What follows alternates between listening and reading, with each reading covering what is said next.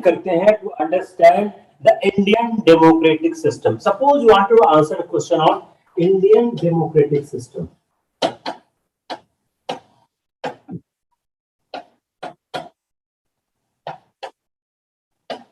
Indian polity, nature of Indian Constitution, philosophy of the Constitution. To answer these words, if you have a control over preamble, you can answer this. लेकिन अगर आप preamble पे control नहीं तो एक भी सवाल आंसर नहीं होगा.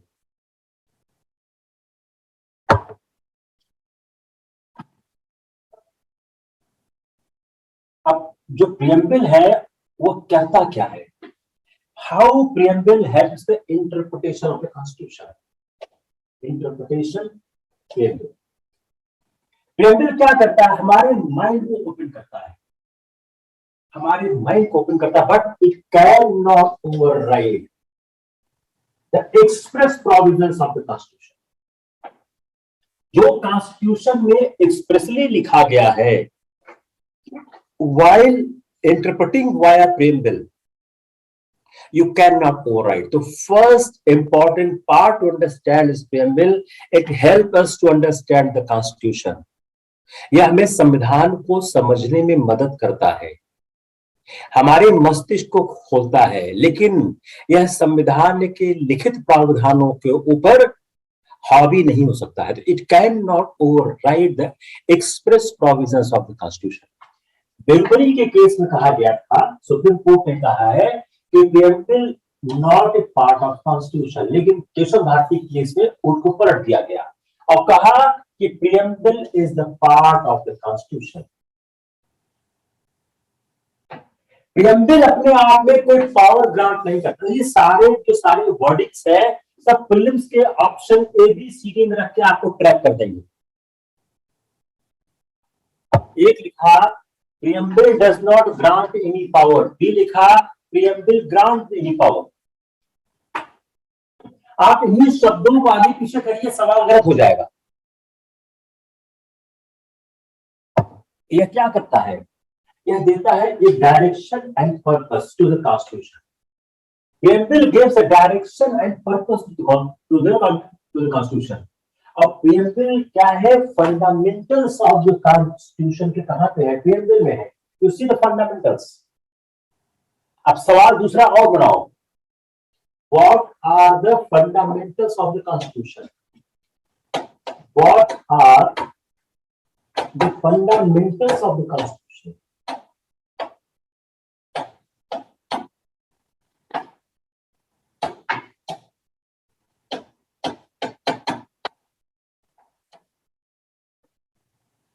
सवाल का आंसर कैसे आएगा? प्रियम्बल से आएगा.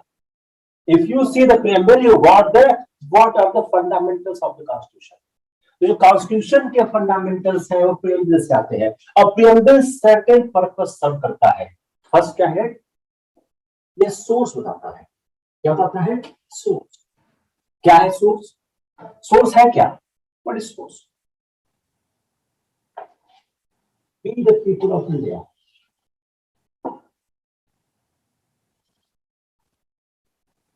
यह हमारे कॉन्स्टिट्यूशन का सोर्स है. कहां से पता लगता है?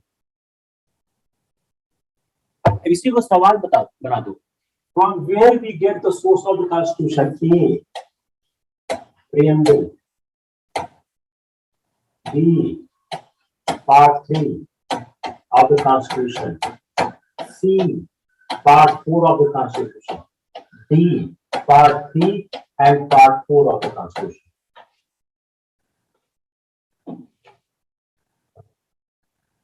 क्या सवाल बना? हमारे संविधान का सोर्स कहां पर है? From where we get the source of our constitution? Part 3 क्या है? Fundamental rights. पार्ट 4 क्या है? Directive principles. पार्ट 3 पार्ट 4 क्या हो गए? Fundamental rights plus directive principles. Answer क्या होगा? From preamble of the constitution.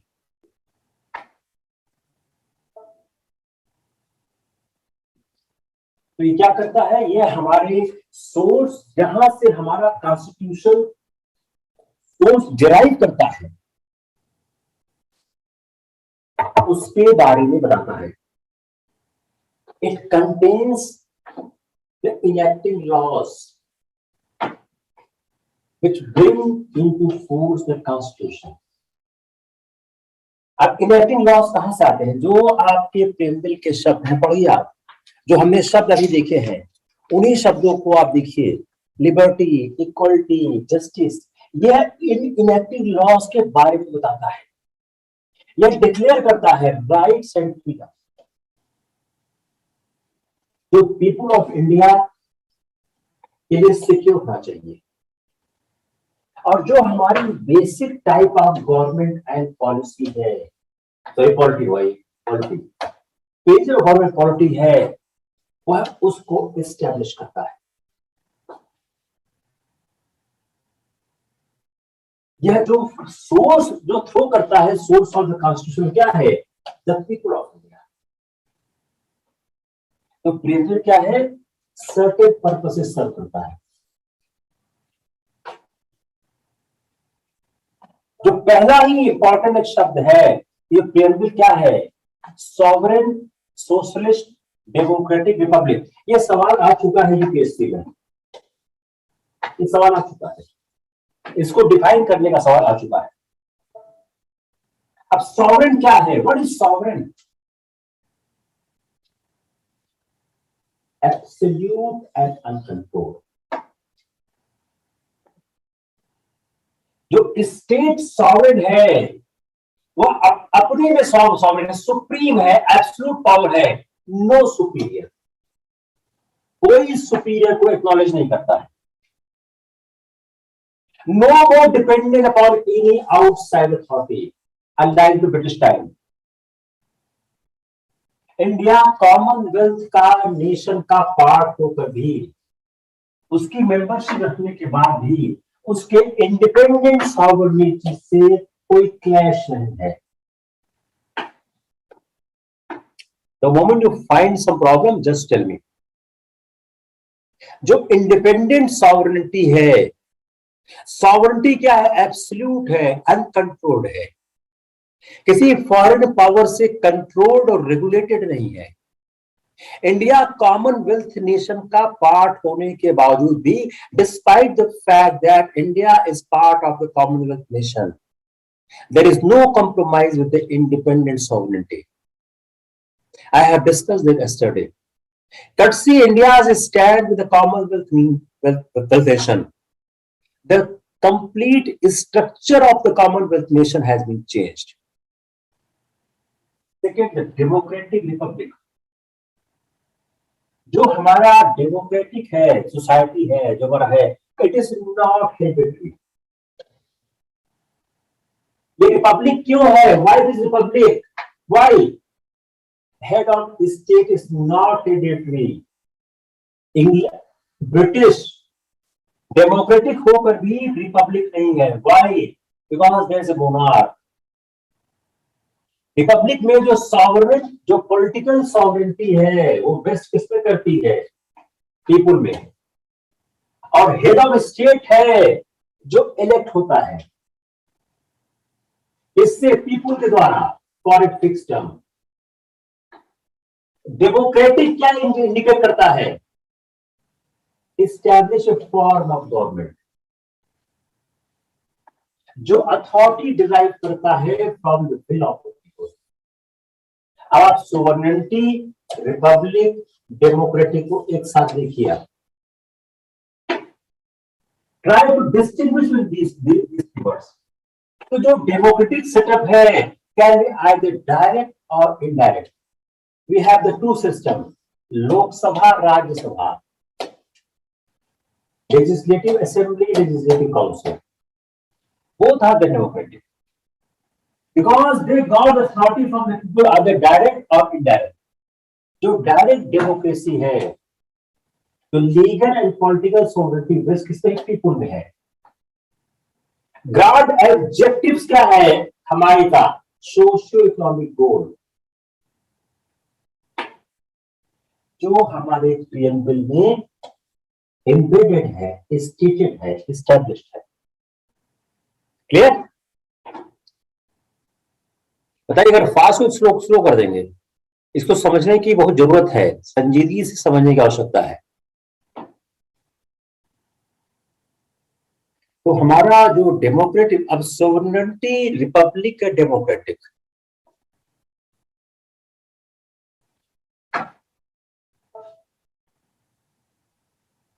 अब यह करना क्या चाहता है? What preamble wants to do, what preamble signifies, what preamble expresses?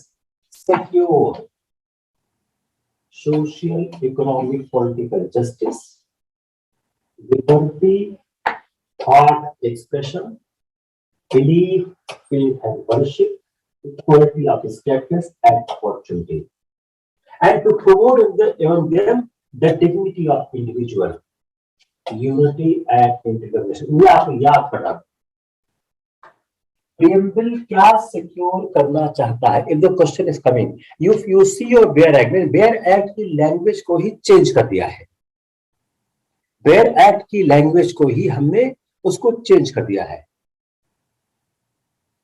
Change करते हैं, शोभन बाजपेयी करते हैं, LALS करते हैं। तो हमने बेयर एक्ट की लैंग्वेज को सिंप्लीफाई किया है कि जो हमारा प्रियम्बल है वह क्या सिक्योर करना चाहता है? Justice, socio economic and political justice, liberty किसकी? Thought expression. अगर आप इसको प्रियम्बल में वापस जाइए, इसी बात चलिए प्रियम्बल क्या सिक्योर कर रहा है? Justice, social, liberty, thought, expression, belief, faith, worship, equality, status, opportunity, and promote among them fraternity, dignity of individual, unity and integrity. अगर सवाल आता है कि प्रियम्बल क्या सिक्योर कर रहा है, आप इसी को लिख मारो, इसी को लिख मारो। Just write this. What preamble wanted to secure to us? आप preamble हटा दो। What constitution wanted to secure to us? Whenever you wanted to write about the constitution, you look at the preamble. The moment you understand the preamble, your job to understand the constitution is very easy. You are able to sail through fast.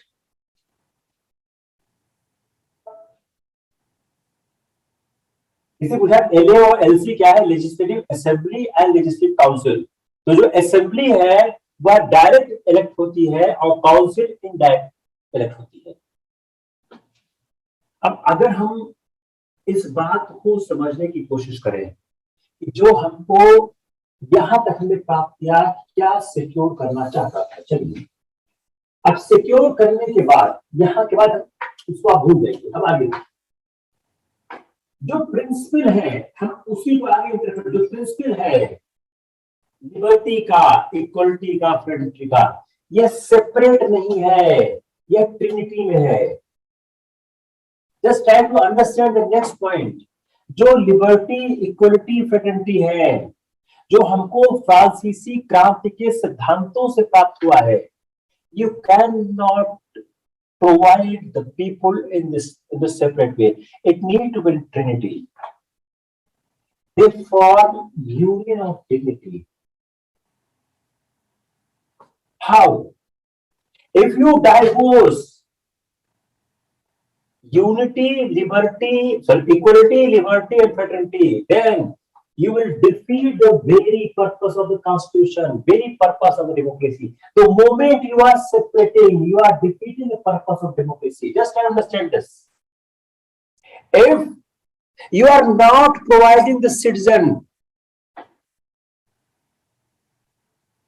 the liberty, equality and fraternity, then you are defeating the purpose of the democracy. अब आप आइए इसको ऐसे में कैसे इस्तेमाल करेंगे, आप इसको इंटरव्यू में कैसे इस्तेमाल करेंगे? जो हमारे पास एक 3 कॉन्सेप्ट है, लिबर्टी, इक्वलिटी और फ्रेटर्निटी, जब तक हम तीनों नहीं प्रदान करेंगे, we are not providing the democracy to our people. Therefore, this need to understand inherently. तो बेसिक जो फाउंडेशन है हमारी डेमोक्रेसी का, it is going to fulfilled only and only when you provide all these 3 together to the people of India. Yet, इसीलिए आप liberty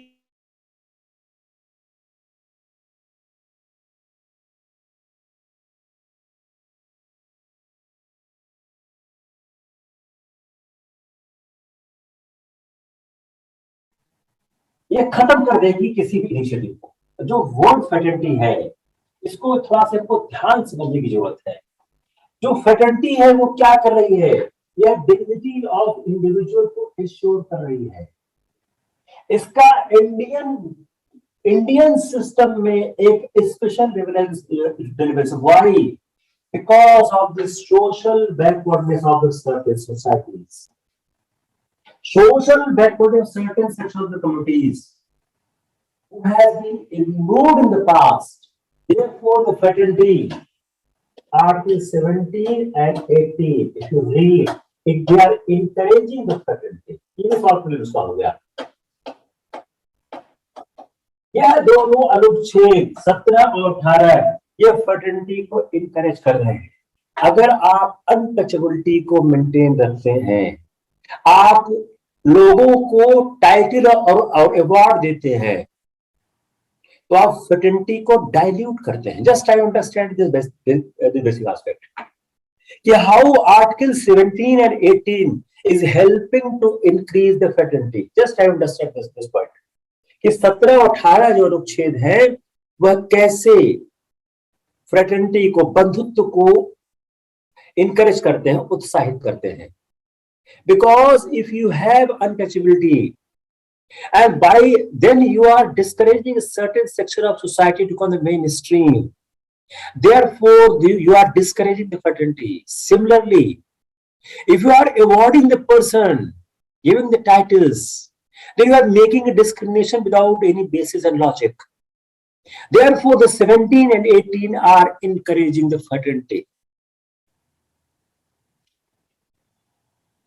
हमारा constitution ensure करता है क्या? Economic democracy along with political democracy, both are going together. जो गोल और objective है Indian polity का, पीएमपी का, वो इसको क्लैरिफाई करता है, स्ट्रेंथन करता है। इसके द्वारा directive principle of state policy. तो जो हमारा इकोनॉमिक डेमोक्रेसी और पॉलिटिकल डेमोक्रेसी का कॉन्सेप्ट है, वो साथ साथ जाते हैं। जो प्रियम्बल में जो लिखा है हमारे डायरेक्टिव प्रिंसिपल्स और एक्सप्लेन होता है और स्ट्रॉन्ग होता है। इसलिए प्रियम्बल को पढ़ने की आवश्यकता है with directive principles. If you are answering any question of preamble, you must write down the directive principles. जो जो जो जो ले डाउन करता है, डायरेक्ट करता है सर्टेन गोल्स को, अचीव मैक्सिमम सोशल वेलफेयर। जो हमारे कॉन्स्टिट्यूशन के वैल्यूज हैं वो कहां है? प्रियम्बल में है। प्रियम्बल रिप्रेजेंट करता है जो हमारे कॉन्स्टिट्यूशन के वैल्यूज है, जो कॉन्स्टिट्यूशन वैल्यूज इनकॉर्पोरेटेड है, they are in the preamble. यह क्यों किए गए हैं?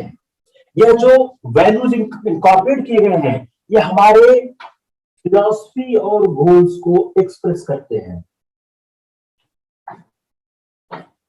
जो हमारा फिलॉसफी है, गोल है कॉन्स्टिट्यूशन का, you see the socialist state. These words need to understood because सवाल पे बहुत आते हैं, अक्सर सवाल इस पे आते हैं एग्जाम में। जो वर्ड सोशलिस्ट है वह ऐड किया गया 42nd अमेंडमेंट से। तो क्या सोशलिस्ट वर्ड ऐड करने और न करने से संविधान सोशलिस्ट हुआ या नहीं हुआ? इंडिया में क्या है, हमेशा एम्फेसिस रहा है मिक्स इकोनॉमी में। तो जो इंडियन सोशलिज्म है उसका कॉन्सेप्ट डिफरेंट है, इसको समझना पड़ेगा along with the provisions of the directive principles of state policy. The first thing you need to understand while determination of the word socialist state we directly enter into the directive principle of state policy. तो जो हमारी directive principle of state policy है वो हमारे socialistic state को express करती है, समझाती है, एक्सप्लेन करती है, डिफाइन करती है। जो हमारा सोशलिज्म का प्रिंसिपल एम क्या है? What is the principal aim of the socialism? Eliminate inequality of income, status, standard of life and provide decent standard of life to the working people. सब हमारे डायरेक्टिव प्रिंसिपल्स में सब ये होंगे। तो हमारे सोशलिज्म का प्रिंसिपल क्या है? Eliminate inequality of and status and standard of life. पहला क्या है? हम अपने इनकम में, स्टेटस में और स्टैंडर्ड ऑफ लाइफ में जो इनइक्वालिटी है उसको एलिमिनेट करें। दूसरा, हम अपने वर्किंग पीपल को इस decent standard of life provide करें। जो डेमो अभी हो गया principle of socialism. Come on the next point, democratic socialism. यह क्या करता है? End poverty, ignorance, disease, inequality of opportunity. Just try to see how the world has been framed. जो सोशलिस्टिक कॉन्सेप्ट ऑफ सोसाइटी है वह क्या है? Socialistic जो सोसाइटी उसको इंप्लीमेंट किया जाता था for the true spirit of the constitution. हम सोशलिस्टिक कॉन्सेप्ट सोसाइटी को इंप्लीमेंट करेंगे तभी हम अपने संविधान के ट्रू स्पिरिट को हम समझ पा रहे हैं। और सुप्रीम कोर्ट ने कहा है कि जो इगैलिटेरियन सोशल ऑर्डर को जो हमको इस्टेब्लिश करना है वो कैसे करना है? जो हमारे संविधान का बेसिक स्ट्रक्चर है, हमारा जो सोशल ऑर्डर है वो थ्रू रूल ऑफ लॉ है। तो हम अराजकता को स्वीकार नहीं करते, हम किसी सशस्त्र क्रांति में विश्वास नहीं करते, रूल ऑफ लॉ करते हैं। तो we need to establish the egalitarian society. हमको एक इगैलिटेरियन सोशल ऑर्डर एस्टेब्लिश करना है। उसके लिए हम रूल ऑफ लॉ की मदद करेंगे, हम रूल ऑफ लॉ से काम करेंगे।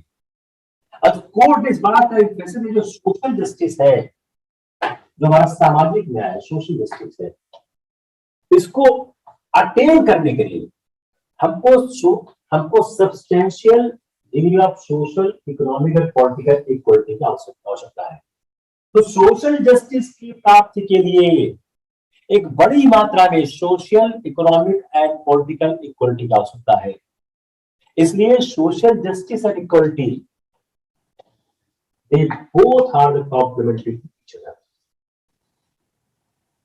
कंप्लीट जस्टिस कब मिलेगा हमें? Social, economic and political. हमारा कॉन्स्टिट्यूशन प्रॉमिस करता है complete justice, meaning that by social, economic and political हर आदमी को सामाजिक, आर्थिक और राजनीतिक न्याय प्राप्त हो। सोशल मीन्स क्या है? डिस्ट्रीब्यूटिव जस्टिस,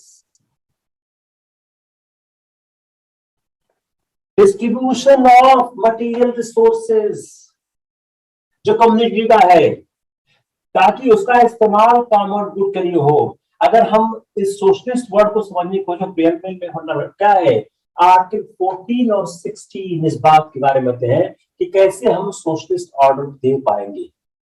तो कोर्ट ने कहा है कि जो फंडामेंटल राइट है इक्वल वर्क एंड कंपनसेशन, ये अपॉर्चुनिटी कहा हुए, तो जो आर्टिकल 14 और 16 का सहारा लेकर वर्ड सोशलिस्ट को उन्होंने और एक्सप्लेन करने की कोशिश की है, यही से फंडामेंटल राइट रहा है equal pay for equal work and compensation appointment.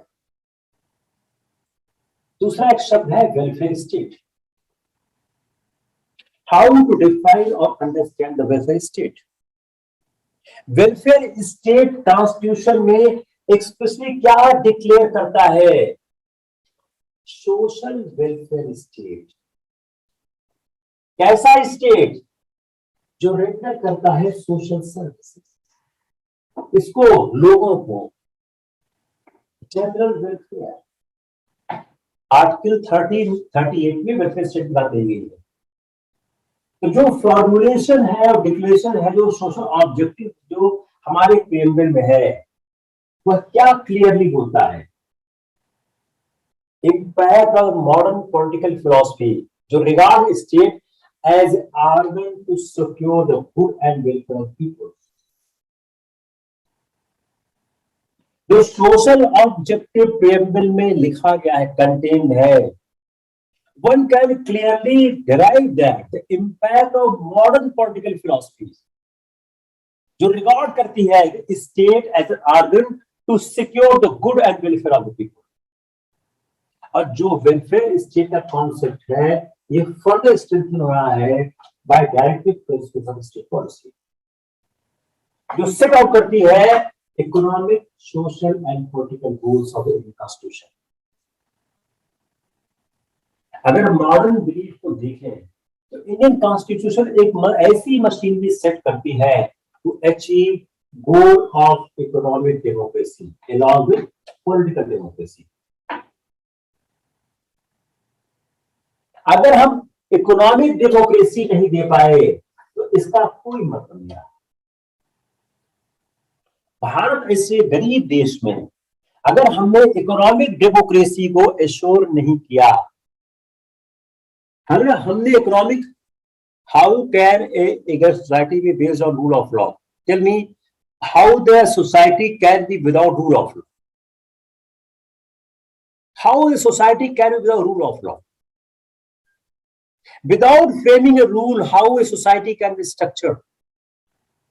Can you have a society without any rule? Can you have a society in the anarchy कि जिसका जो मन आए सो करे? क्या ऐसा हो सकता है? It is very clearly written down. Supreme Court has said a number of times these things. Got it? जो हमारा सेकुलर स्टेट है, अब सेकुलर स्टेट हमारा है क्या? जो 42nd अमेंडमेंट है कॉन्स्टिट्यूशन का, उसमें वर्ड सेकुलर को इंसर्ट किया गया एज ए प्रीएम्बल। जो सेकुलर वर्ड इंसर्ट किया गया, अब सेकुलर वर्ड इंसर्ट हो या ना हो, लेकिन कभी इस बात पर डाउट नहीं किया गया कि India is not a secular but A theocratic state. It was never.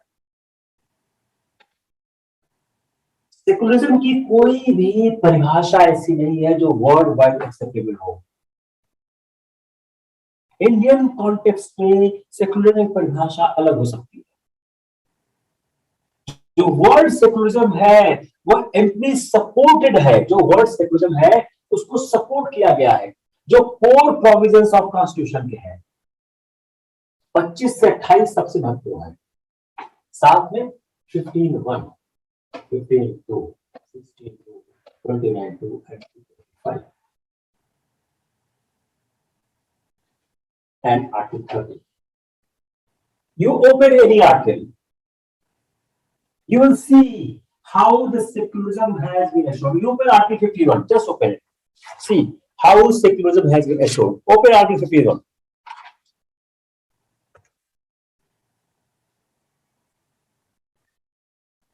The state, what is the wording of 15(1)?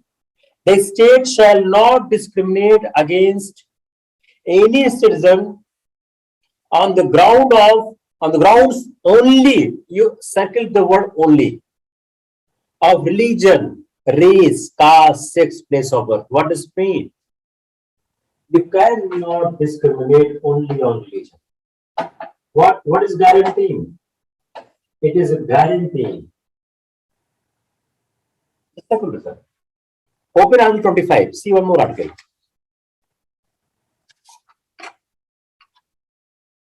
freedom of conscience and free profession, subject to public order, morality, and health, and to the other provisions of this part, all persons are equally entitled to freedom of conscience and the right freely to profess, practice, and propagate religion. What does it mean? Everyone has a right for his religion. Say you read any article, 15:2, 16:2, you will find everywhere. The Constitution has guaranteed secularism. Constitution does not allow the discrimination on the basis of the religion.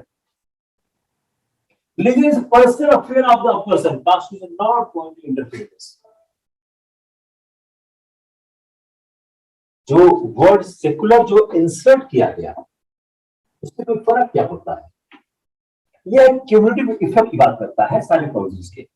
यह उस scope को समाप्त कर देता है कि India के secular credentials पर किसी तरह का डिबेट हो। Only the advantage of adding word secular the preamble is just finishing a debate that whether the Indian Republic has the credential of secularism or not. If you remove the word secular, then it will not make any difference because by the sufficient number of provisions, the Constitution has ensured secularism. और secularism एक basic feature है constitution का, जैसा democracy है, Republic है, या supreme court ने पहले रखा हुआ है। तो नेचर ऑफ इंडियन सेकुलरिज्म है वो किस तरह का है? क्या बोलते हैं नेचर ऑफ इंडियन सेकुलरिज्म?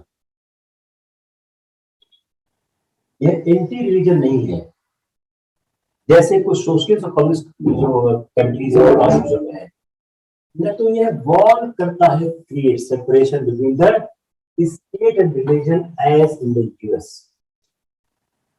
यह टोटल न्यूट्रलिटी की बात नहीं करता, यह इंडिफरेंट है।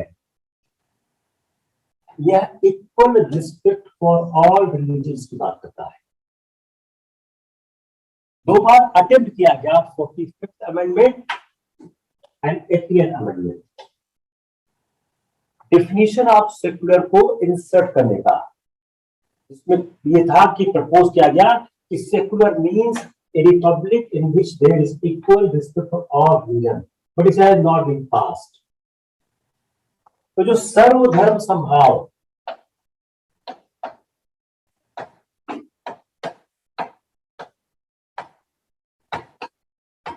ध्यान देगा, ये बिल पास नहीं हुआ, 2 बार बिल पेश किया गया, 2 बार एक ही चीज कही गई।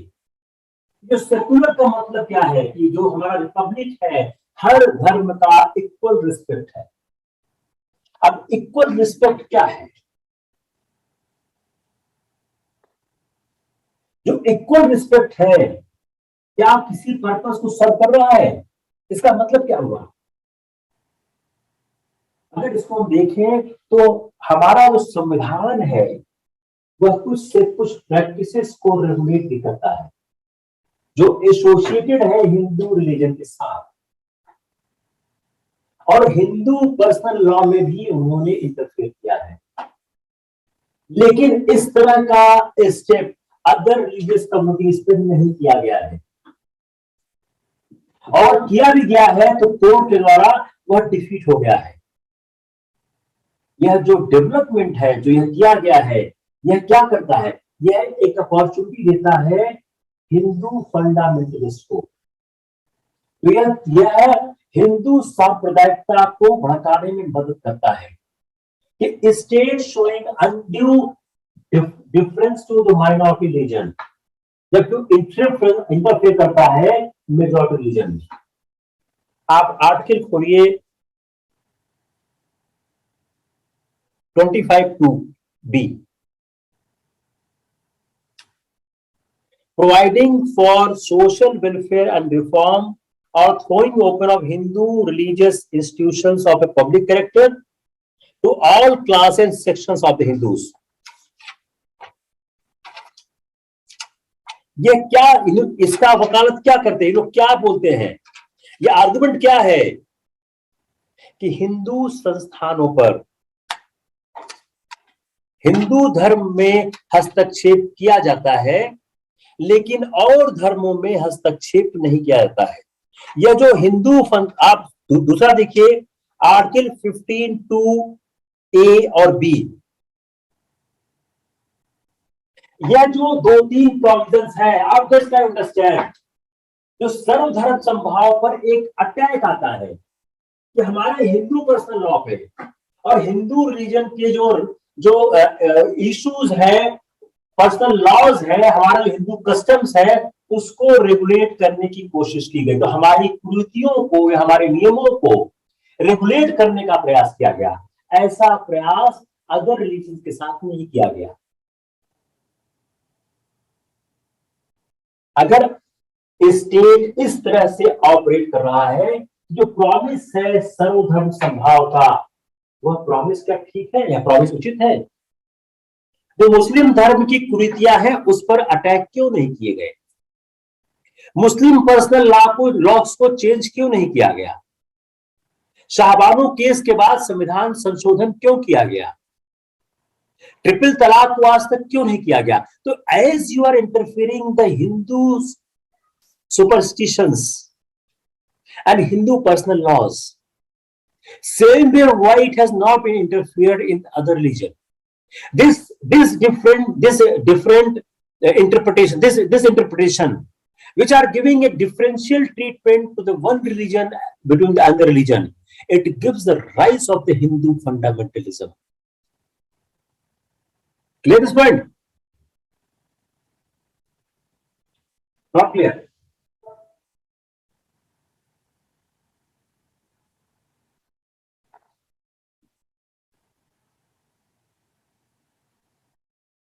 ऑब्जेक्टिव्स क्या है हमारे constitution? What objectives enshrined in the constitution? पहला क्या है? जस्टिस। जस्टिस तीन part, social, economic and political. Liberty, thought, expression, belief, faith, worship. Equality, status, opportunity, and to promote humanity. Fraternity, dignity of the individual, unity and integrity of the nation. जो article 1 constitution का है, तो जो article 1 है declaration of human right, वो जो adopt करता है, ये जो इंपोर्ट किया गया है, this noble and human principles, all humans are born free and equal dignity and rights. जो आर्टिकल 1 है ह्यूमन राइट्स का, वह हमारे जो कॉन्स्टिट्यूशन के प्रेम्बल का, जो हमारे कॉन्स्टिट्यूशन का ऑब्जेक्टिव है, जो प्रेम्बल में इंश्राइंड है, लिखा गया है, वहां से अडॉप्ट किया गया है। स्पिरिट ऑफ ब्रदरहुड कहां से है? यूनाइटेड नेशंस के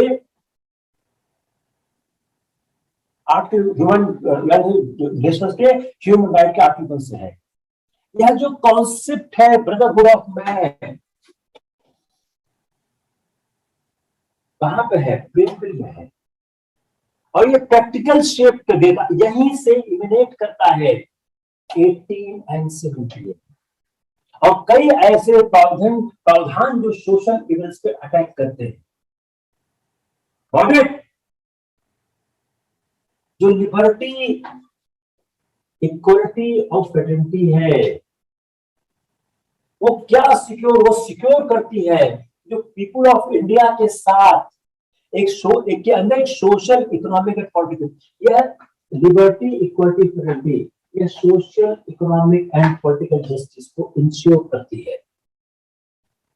और यह कलेक्टिव गुड को डिस्टिंग्विश करती है इंडिविजुअल गुड से, इसलिए ताकि हम जस्टिस को रेंडर कर सके। तो हमारा ये मेन एम हो गया to render justice, to distinguish the individual good from the collective good. Clear?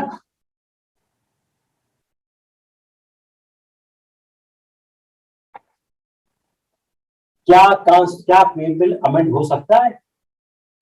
जब से प्रेमबिल हुआ है तब से बात चल रही है, क्योंकि प्रेम्बल पार्ट ऑफ कॉन्स्टिट्यूशन है, तो जैसे सारे प्रोविजन अमेंड हो सकते हैं, प्रेम्बल हो सकता है, लेकिन लेकिन उसको करते समय बेसिक स्ट्रक्चर का ध्यान रखना होगा कि जो प्रियम्बल के में बेसिक स्ट्रक्चर है कॉन्स्टिट्यूशन के, वह अमेंड नहीं हो सकते।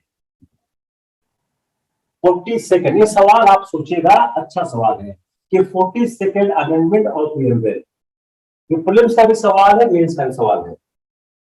टेक्निज्म, सोशलिज्म और इंटीग्रिटी, ये तीन शब्द इंसर्ट किए गए हैं 42nd। अब देखिए सवाल, आप देखिए प्रीलिम्स का क्या हो सकता है।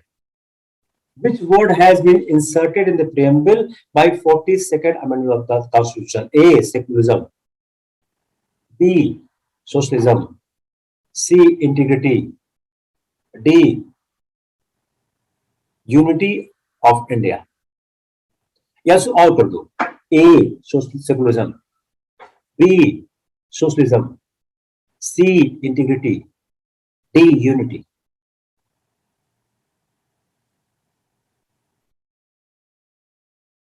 Let's go a few minutes on the socialism again, because these are very important topic. Generally, I feel yes, इसको समझना बहुत जरूरी होता है। अब जो सोशलिज्म प्रीएम्बल में है, वो क्या डिनोट करता है? यह सोशियो इकोनॉमिक रिवोल्यूशन की बात करता है। और जो डायरेक्टिव प्रिंसिपल खास है 30 and B and C, open 30 and B and C, जो सोशियो इकोनॉमिक लिबर्टी की बात करता है, open 30 and B and C seat, B and C मिला।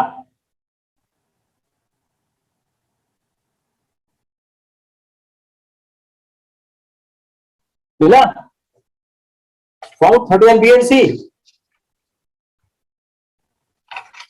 क्या खास बात है बोले? 30 बी बात करता है ownership and control of the material resources of the community. 30 B बात करता है ownership and control of the material resources of the community, और इसको ऐसा डिस्ट्रीब्यूट किया जाए कि समाज के हित में इसका इस्तेमाल। क्लियर? 30 क्या बोलता है? Operation of the economic system इस तरह से किया जाए कि वह कंसंट्रेशन ऑफ वेल्थ में कन्वर्ट न हो, और मीन्स ऑफ प्रोडक्शन का ऐसा इस्तेमाल किया जाए कि वह व्यक्तियों के हित के रास्ते में बाधा न हो। तो if you read 39B and 39C and then you go to the word socialism in the preamble, you are finding a direct linkage. Or you can say the socialism written in the preamble is being explained by 39B and 39C. Therefore, if you are going to explain the socialism in the constitution, which are emanating from the preamble, you have to mention 39B and 39C. Clear? कोई doubt किसी के पास? Hindi English?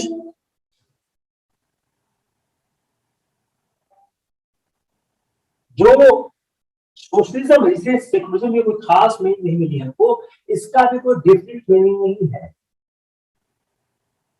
Preamble ने combine किया, अगर preamble socialism और democracy को combine किया हुआ है। जो ये कॉम्बिनेशन है सोशलिज्म एंड डेमोक्रेसी, इसको कई बार कंसीडर किया गया है और कहा गया है जो डेमोक्रेसी और सोशलिज्म का मैरिज है, जो साथ है, सामंजस्य है, साहचर है, वह इंडियन कॉन्स्टिट्यूशन में बहुत डीपली इंटरेड है। और without understanding democracy and socialism together, हम वह ऑब्जेक्टिव अचीव नहीं कर सकते जो इंडियन कॉन्स्टिट्यूशन में लिखा गया है।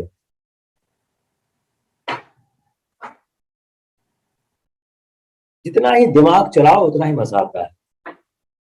As much as you can apply your brain, you will enjoy more and more the class.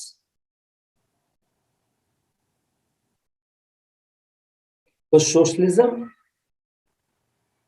and democracy. If you combine these two words together,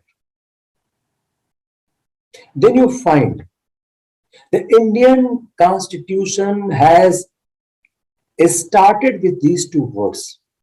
From the first page, there is preamble. If you are not able to secure these two words, if you are not able to secure the outcome of these two, the people of India, then you are not achieving the goal laid down in the Indian Constitution. Fine. तो word socialist जो है preamble में, यह enable है more in favour of nationalism and state ownership of industry. लेकिन जब तक private ownership of industry को रिकॉग्नाइज किया जाए, गवर्न किया जाएगा, and overwhelming large of structure, जो प्रिंसिपल ऑफ सोशलिज्म और सोशल जस्टिस है, can not be pushed to such as कि वह इग्नोर कर दे कंप्लीटली टू लार्ज एक्सटेंट. तो interest of other section of public, namely private owners of the undertaking. तो जो वर्ड सोशलिस्ट है प्रेमबिल में, यह हमको नेशनलिज्म की तरफ, राष्ट्रीयकरण की तरफ ले जाता है. इंडस्ट्रीज का स्टेट ओनरशिप हो, लेकिन जब तक प्राइवेट ओनरशिप इंडस्ट्री की रिकॉग्नाइज होगी और एक लार्ज स्ट्रक्चर ऑफ इकोनॉमी उसके थ्रू चलती रहेगी, जो प्रिंसिपल है सोशलिज्म का, सोशल जस्टिस का, वो उस हद तक कि उनको हम पूरी तरह से इग्नोर कर दें. तो इंटरेस्ट ऑफ अदर सेक्शन, जो पब्लिक है, namely the private owners of the undertaking. तो जो हमारा पूरा सिस्टम बन रहा है, हमारे पूरे सिस्टम में हम प्राइवेट सेक्टर को पूरी तरह से कंप्लीटली इग्नोर नहीं कर सकते. जो interest of other section public का, जो पब्लिक का है, उसके लिए प्राइवेट सेक्टर के साथ सामंजस्य की आवश्यकता है. तो पब्लिक और प्राइवेट का जो पार्टनरशिप है, वह भी हमारा संविधान अलाउ करता है.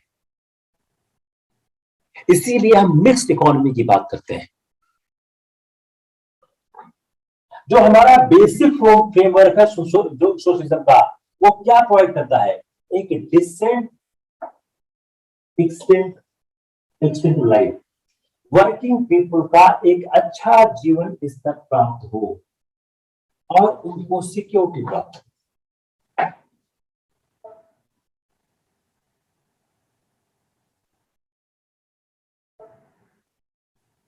इंटीग्रिटी, जो वर्ड इंटीग्रिटी है, इसका मतलब क्या है? To end the separatist activities, tendencies, और पीपल को यह फील हो कि इंडिया का every part of the country is home. यह भी कॉन्सेप्ट है हमारे फेडरेशन में पहले से था. जब आर्टिकल 1 में हमने डिक्लेयर किया India shall be a union of state, और इस बात को क्लियर कर दिया कि state have no right to see from the federation, even in article 19(2) where there is a freedom of speech, state can impose reasonable restriction on the freedom of the speech. और citizens जो है वो क्या हो? In the interest of integrity and sovereignty of India. If you read Article 19(2), you find this. तो जो freedom है cannot be allowed to endanger the integrity of the society. और आप citizen को allow नहीं कर सकते कि वो preach करें secession of any part of India from the union. इस प्रोविजन को देखते हुए the amendment was not necessary. सवाल ये भी हो सकता है कि क्या जो 42वां संविधान संशोधन था उसमें अमेंडमेंट नेसेसरी था या नहीं था? तो you can answer from, you can analyse the question from so many ways. Whether amendment, पहला क्या है, क्या क्या अमेंडमेंट किए गए? दूसरा, उन अमेंडमेंट का इंपैक्ट क्या हुआ? तीसरा, क्या अमेंडमेंट करना अनिवार्य था या नहीं था। यूनिटी एंड इंटीग्रिटी दोनों कंबाइंड साथ साथ आती हैं, लेकिन इंटीग्रिटी क्या है, it is a more stronger word in comparison to the unity. Integrity more stronger word. या इंटेंट क्या, ये बोलता है end of and separatist tendencies. Integrity talks about this कि finish the end of the separate tendencies, ताकि हर आदमी को लगे पूरा देश उनका है। और अगर हम इंटीग्रिटी के कॉन्सेप्ट को देखें तो यह यूनियन ऑफ स्टेट का हमको साफ साफ दिखता है। सेक्युलरिज्म, सेक्युलरिज्म का मतलब क्या है कि स्टेट कोई धर्म को रिकॉग्नाइज नहीं करेगा। ऐसा कई केस में सुप्रीम कोर्ट ने कहा कि सेक्युलरिज्म है बेसिक फीचर ऑफ कॉन्स्टिट्यूशन है। अरुणा राय केस में सुप्रीम कोर्ट ने कहा है सेक्युलरिज्म का has a positive meaning that is developing understanding and respect towards different religions. It is your preamble. Now open for the question answer. If you have any questions, ask me. We have tried to understand the preamble with a great detail. I don't think any issue I have left. I have tried to understand कि preamble को कैसे करें।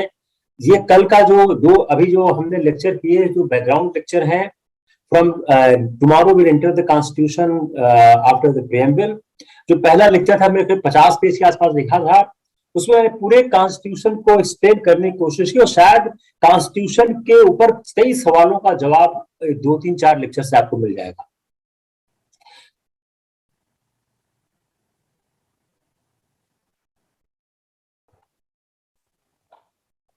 जब आप 17, 18, 50 में पढ़ाने दीजिए, आपको आपके सवालों का जवाब मिल जाएगा। जस्टिस ने एक्सप्लेन तो किया है कि जस्टिस डिस्प्यूट हो, लोगों के बीच चीजों का बंटवारा हो, आप सिर्फ साधनों का अनुमान, आप जस्टिस को डिस्ट्रीब्यूट करो।